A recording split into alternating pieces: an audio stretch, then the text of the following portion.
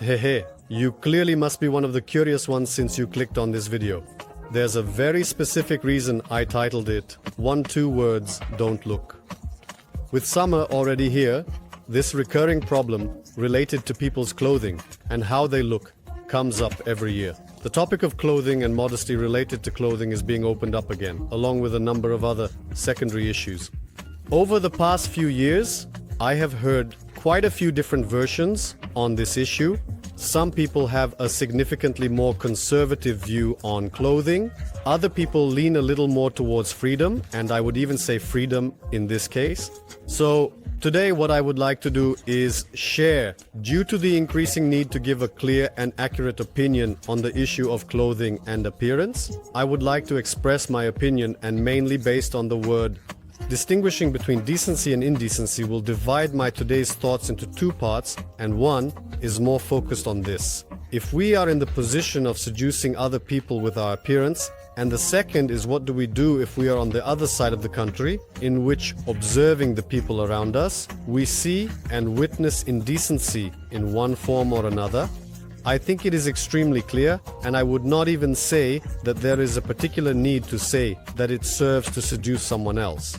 One position in which not one believer should feel comfortable, and even the thought of somehow your brother or sister falling into sin before God because of you and your careless attitude towards the way you look should be so disturbing to every one of us as people who would like to identify with Christ that the risk of this happening in itself is enough. Therefore, let's take security measures, and we'll dress up. My brother will introduce them. They'll do it in the simplest possible way. I explained everything about this whole case very well last night with the most beautiful and smartest woman on the entire planet, my wife Becky. And something that she very specifically addressed. The question is, why would a person want others to see him? Why would someone want to show their nakedness or even tell theirs to the Sultan and other people? And this is an important question that everyone should ask themselves. Why would I want people to see me in my best light, parading and with my beauty? Here, even I would open the topic even more by including in this column the means, the money that we have, the fame, the intellect even.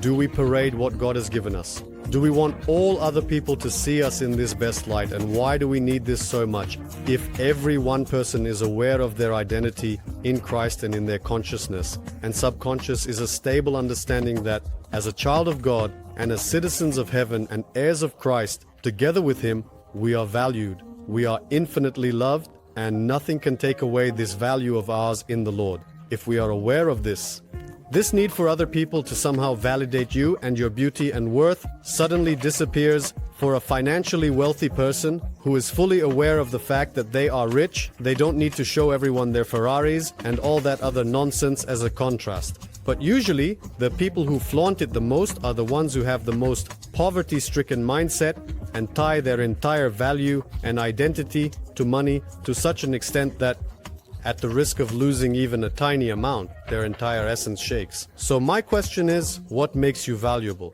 Where have you found your identity? Is it so necessary for you to receive approval from others that you're willing to act in a way that might tempt your brother or sister in love? This is the call that Christ had for each one of us, to live with brotherly love. Love is often seen in how a person wants what's good for the other. Otherwise, you choose to do the other, or to put it a little more simply, to think about the good of others, not about your own, about the good of a beautiful lady, her good or what she wants. It could be to be dressed more provocatively, but love for other sons of God would most likely provoke the lady in question to make this sacrifice for the good of the other. Usually the stronger one takes more weight than the weaker one, and accordingly, I believe it is wiser. And it is more fitting for a strong Christian to compromise with what is comfortable for him at the moment, so that the weaker one may not stumble. This is mature Christianity. There is a time and a place for enjoying each of the blessings that God gives us, whether it is for our financial blessings or for our appearance and everything else on the list. One last question I have. If Christ were in the room with you right now, would He approve of the way you dress? Would He approve of the way you think? Would He approve of the way you treat your brothers and sisters? And now we move on to the second part, which is about what to do if we find ourselves in a situation where we see something we shouldn't be looking at. The word says that it's impossible to escape temptations, We have temptations all around us. Even all the heroes of the Bible were tempted, and Christ himself was tempted. However, the mere presence of temptations is not a sin in itself, nor does it mean that the result of being tempted must be sin. Every person is responsible for guarding themselves, their heart, their mind, and keeping their eyes in check. Something that happened to us literally less than a week ago was that we had a water baptism with a few believing souls where Pastor Dad Faithful Tonchev and I were baptizing people in water, as it says in the Word. And since I'm from Burgas, it's a long-standing tradition to baptize people in the sea. However, as you can imagine, on a public beach, there are all kinds of people. And it was funny that with a group of maybe 20-25 believers, we went to baptize people in water and perform a very spiritual act. And on the beach, we were greeted right at the entrance by 3 completely naked women. In situations like this, every mature believer's defense mechanisms must be activated, in which you, as a person responsible for your life and your decisions, choose where to direct your gaze and attention.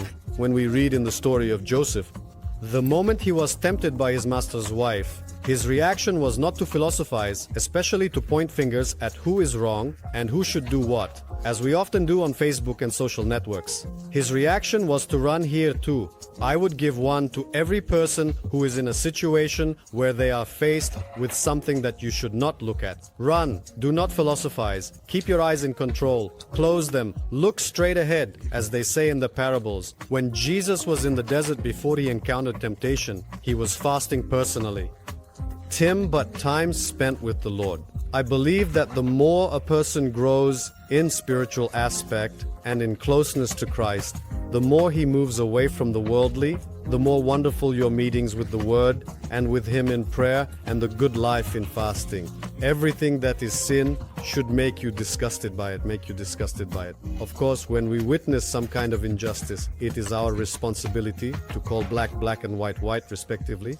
But it is very important not to start behaving arrogantly and condemnable, and accordingly, at the moment when someone has made a mistake, we should be the ones to point the finger and feel like we have fulfilled God's mission, because if we have denounced someone in something, but God's principle is such that even when your brother falls, the denunciation must be done with love. One of the things I am strongly against is publicly on Facebook performing the functions of denunciators.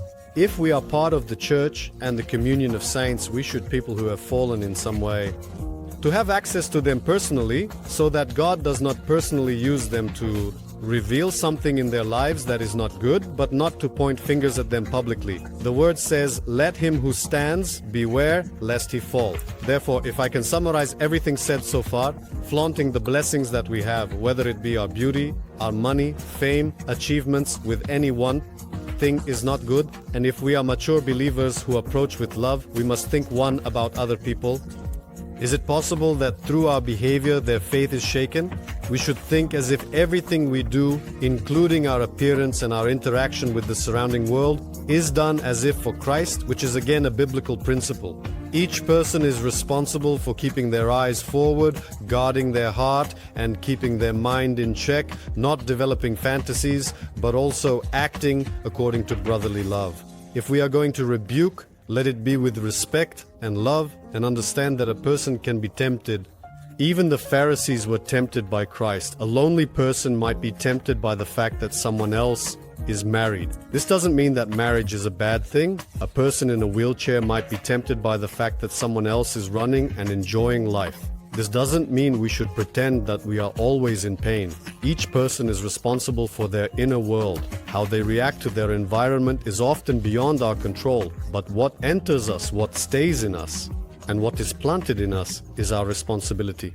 Our mind and heart, and consequently the fruit that comes as a natural result of all this, depends on me and you. So enjoy life and what the Lord gives you as blessings, but take care of your brothers and sisters, especially the weaker ones among you spiritually. Take care of yourselves and stay as close to the Lord as possible. The natural transformation that happens from the time spent with Him will make us not desire what we naturally shouldn't desire. That was all from me.